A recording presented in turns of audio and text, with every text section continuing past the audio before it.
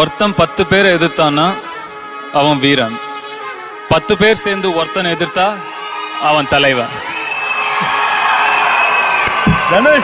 இன்னைக்கு தமிழ்நாட்டில் இருக்கிற நிலைமையில பார்க்கும்போது நான் என்ன சொல்றேன்னு எல்லாருக்கும் புரியும். சோ வருக வருக என வரவேற்கிறேன். அந்த வானத்தை போல மனம் படைத்த மன்னவனே,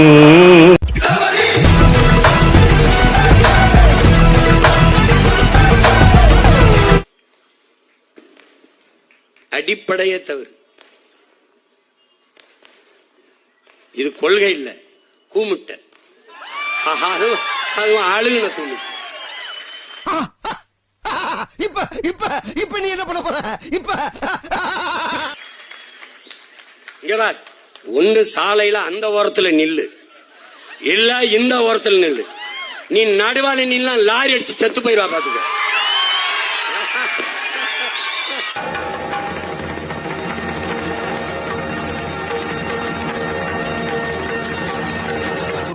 இங்கேரியா என்ன ஏதாவது ஒரு பாசிட்டிவா பேசணும்னு பார்த்தா தர்தினியம் முடிச்ச மாதிரி பேசிட்டு இருக்கேன். இங்க பாருங்க, இங்க பாரு, விடுதலை போராட்டம், விடுதலை போராட்டம்.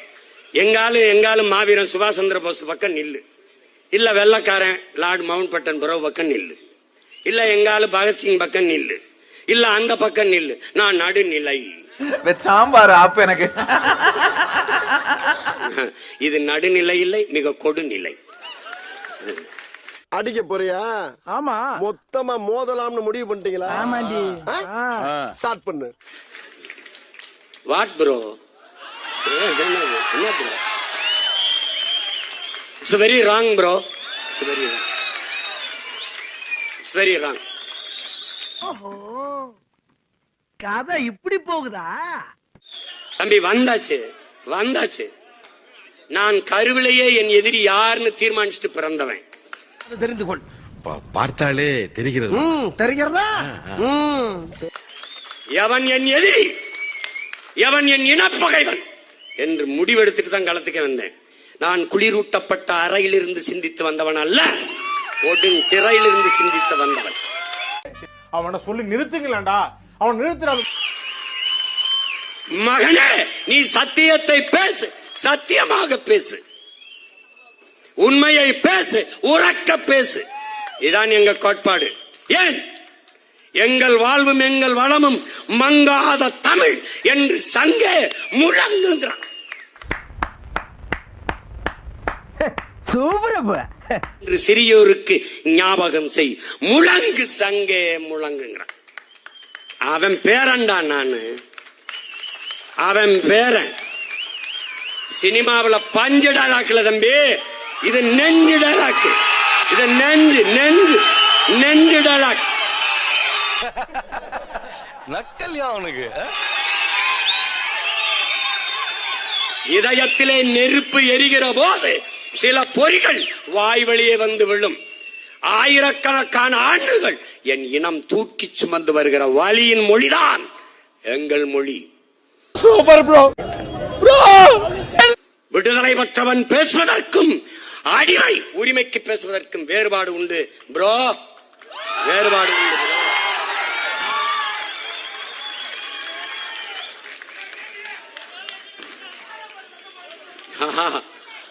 வேறுபாடு உண்டு ப்ரோ. ப்ரோ எனக்கு சரியா வருது ப்ரோ. இப்போ எங்கள் கோட்பாடு ஒன்றுதான். எங்கள் லட்சியத்திற்கு எதிராக எங்களை பெற்றவர்களே வந்தாலும் எதிரிதான். பிரச்சனை நமக்கு அந்த ஹோட்டலுக்காரங்கடா, இந்த மஸ்கிட்டோ மதி நடுவுல பூந்து ஆட்டின்னு இருக்கிறான். உனக்கு எனக்கும் பகதான். பாம்பு தீண்டியே தீரும். அம்மா அந்த கடப்பாறை எடு. கவுன்சிலருக்கே கடப்பாறையா? அதுல அண்ணனும் கிடையாது, தம்பியும் கிடையாது.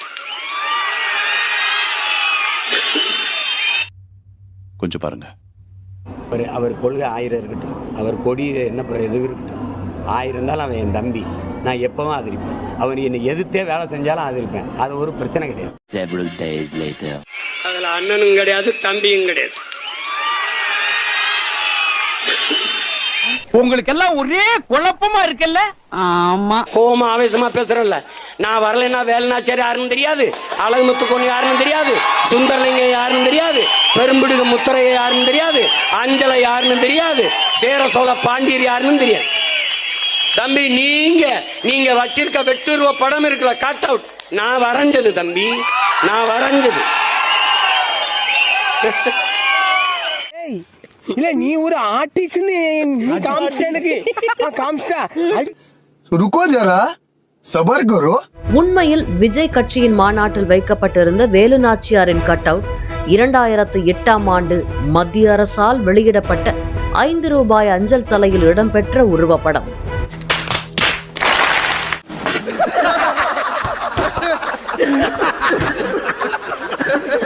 வேலுநாச்சியாரின் அஞ்சல் தலை வெளியிடப்பட்ட போது சீமான் கட்சி ஏதும் தொடங்கவில்லை, ஏன் அரசியலுக்கே வரவில்லை என்றும் வாழ்த்துகள் என்ற பெயரில் படம் இயக்கி வெளியிட்டிருந்தார் என்றும் விமர்சிக்கின்றனர். ஏன்டா நீங்களாம் இப்படி இருக்கீங்க? பாவம்டா நீங்களாம். பெரியார்ட்ட போய் பெண்ணுரிமை பெற்றங்கிற, அப்புறம் வேலுநாச்சியார்ட்ட எதை பெற்றீங்க? யாரு வேலுநாச்சியார்?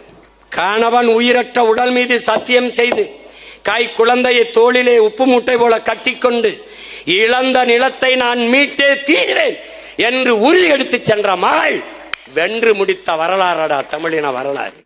சூப்பர்பா, நீ இந்த மாதிரி பேசுற பார்த்தேப்பா. அன்பார்ந்த தமிழ் மக்களே, இதுவும் தவறு என்று சுட்டிக்காட்டி உள்ள சிலர் வேலுநாச்சியாரின் வரலாறு என்று ஜான்சி ராணி லட்சுமிபாயின் வரலாற்றை சீமான் தவறாக கூறிவிட்டதாகவும், வேலுநாச்சியார் தனது கணவர் இறந்து 8 ஆண்டுகள் கழித்துதான் வெள்ளையர்களுடன் போர் புரிந்தார் என்றும் கூறுகின்றனர். தெரிஞ்சுக்கிட்டியா?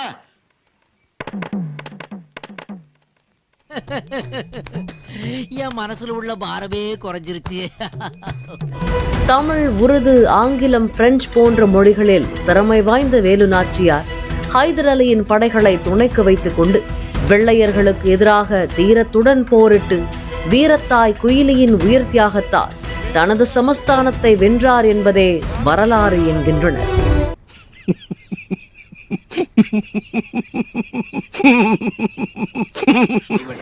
அதெல்லாம் சிரிச்சுக்கணும். அதை வந்து ரொம்ப எப்படி சொல்றது, தனியாக உட்காந்து ரொம்ப ஆழ்ந்து சிந்திச்சுட்டு குழப்பிக்கிட்டு இருக்கக்கூடாது.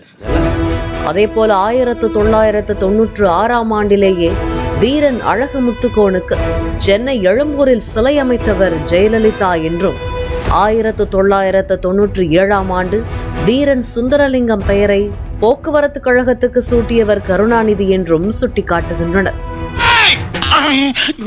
உட்கார்ந்துட்டு திமிரா உட்கார்ந்துட்டு பேசிட்டு கூடாது.